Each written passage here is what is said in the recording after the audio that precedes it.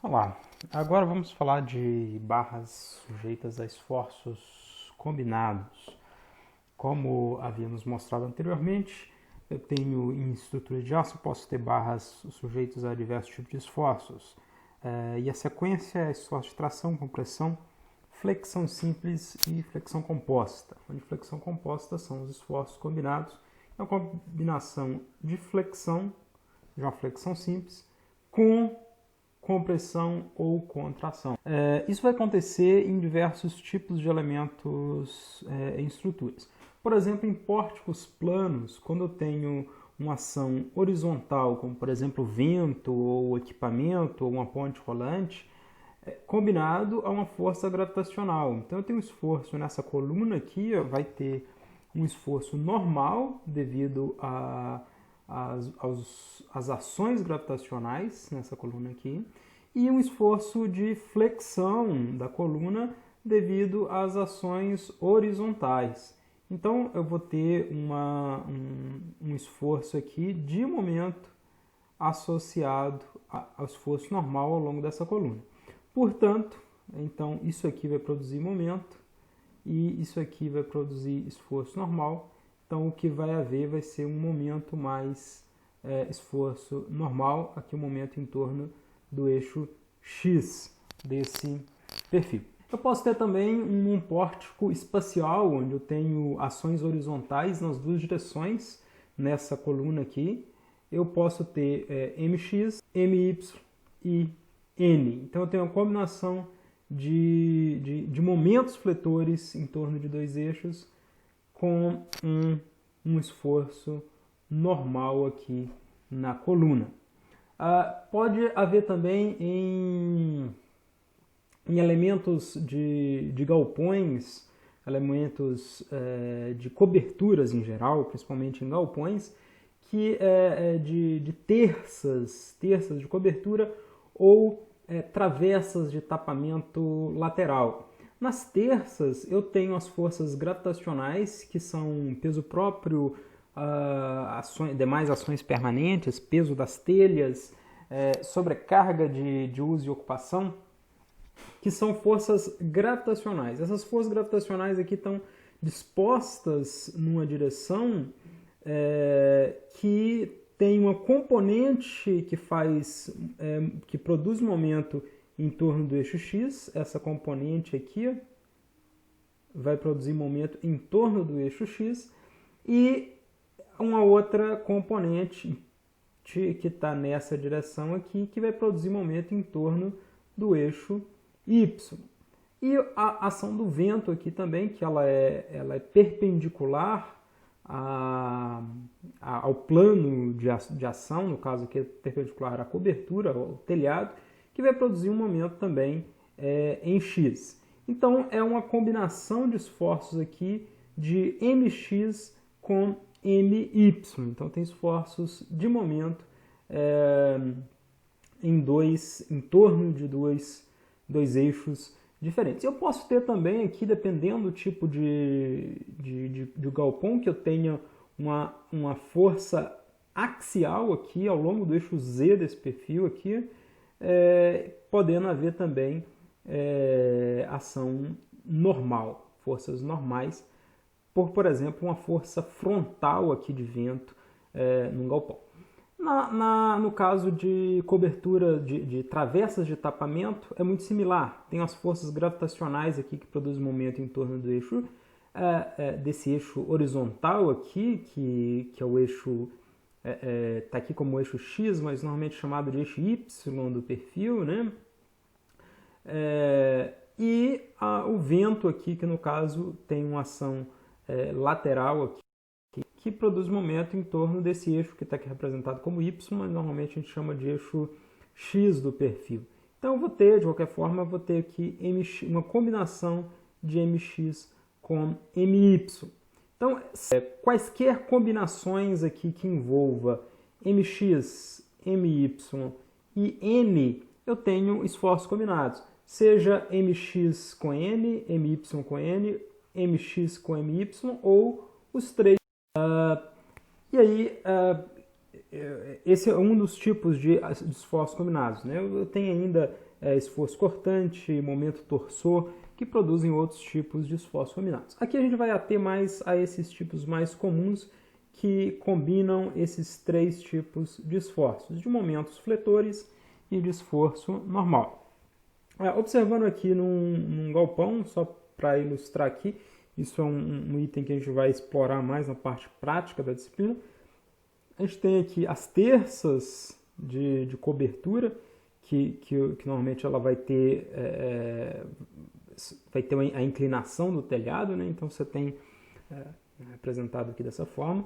A gente tem forças gravitacionais aqui, devido ao peso próprio e ao peso de elementos, as ações permanentes atuando aqui. Tem ações variáveis atuando na mesma direção aqui também, gravitacionais.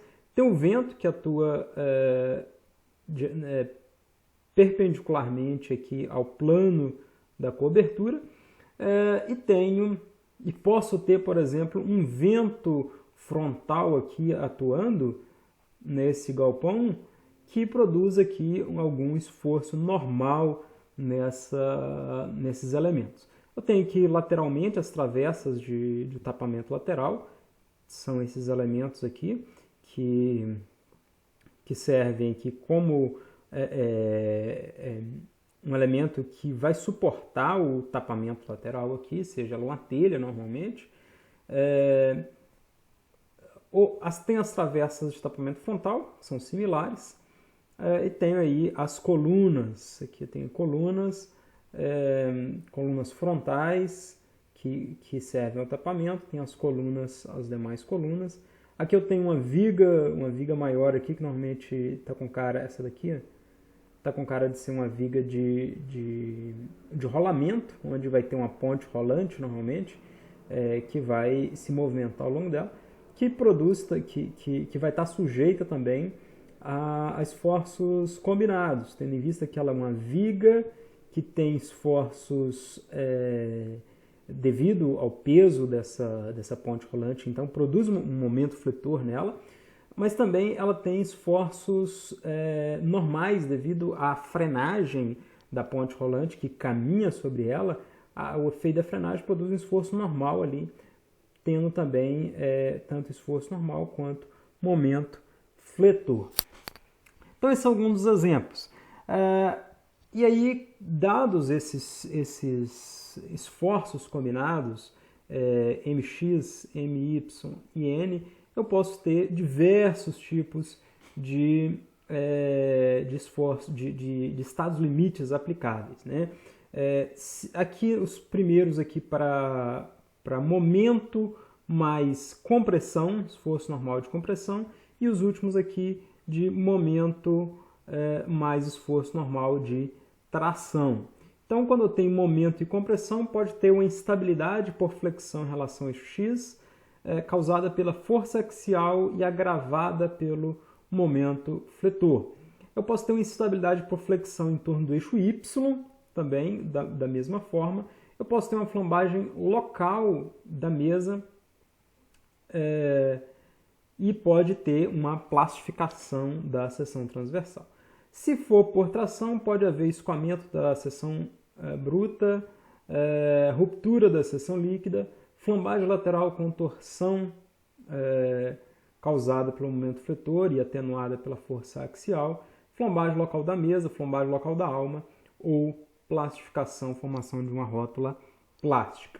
Enfim, é uma combinação dos estados limites para cada tipo de esforço isolado, eles combinando aqui nos esforços combinados.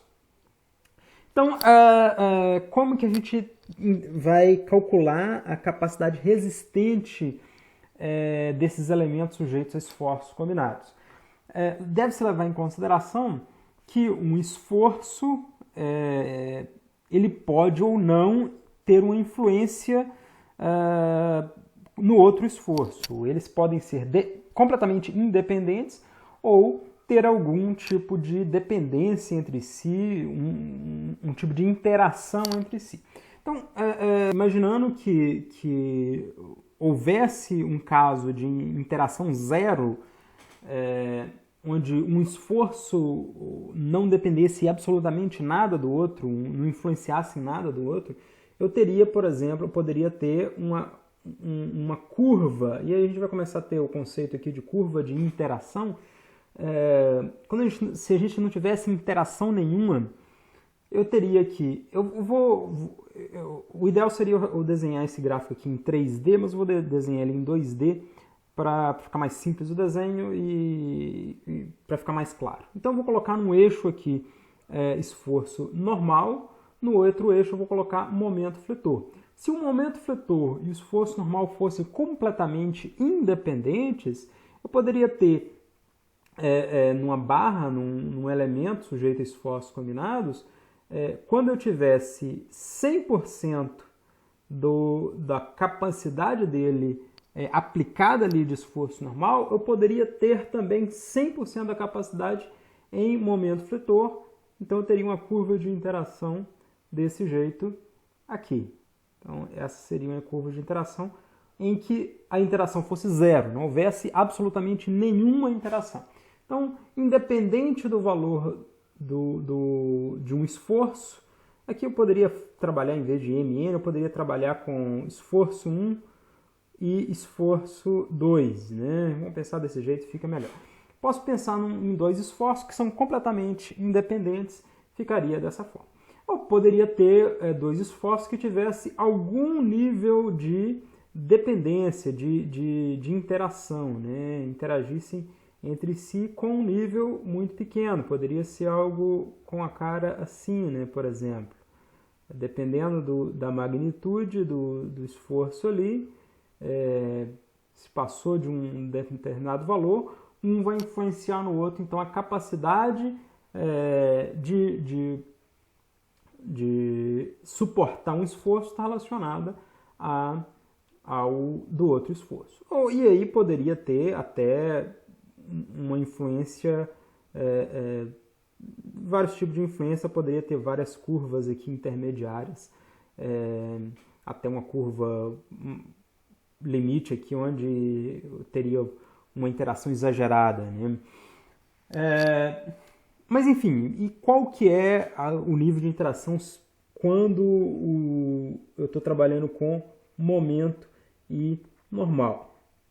A gente sabe que o esforço, tanto o esforço normal quanto o momento fletor, eles produzem tensões normais. Então é de se entender que essa interação seja o mais próximo aqui de uma linha diagonal aqui, tendo em vista que quando eu aumento ali o momento fletor, eu vou diminuir a capacidade de esforço normal e vice-versa. Então, a equação que a gente tem na NBR 8800 são essas duas equações aqui, que geram essa curva aqui, agora está em 3D, que fica melhor, essa curva que representa a curva de interação do esforço normal com o momento fletor. Então eu tenho aqui, para NSD sobre NRD maior do que 0,2 eu tenho essa equação, para NSD sobre NRD menor que 0,2 eu tenho essa outra equação. Então ela tem uma leve mudança de inclinação aqui nesse fator 0,2.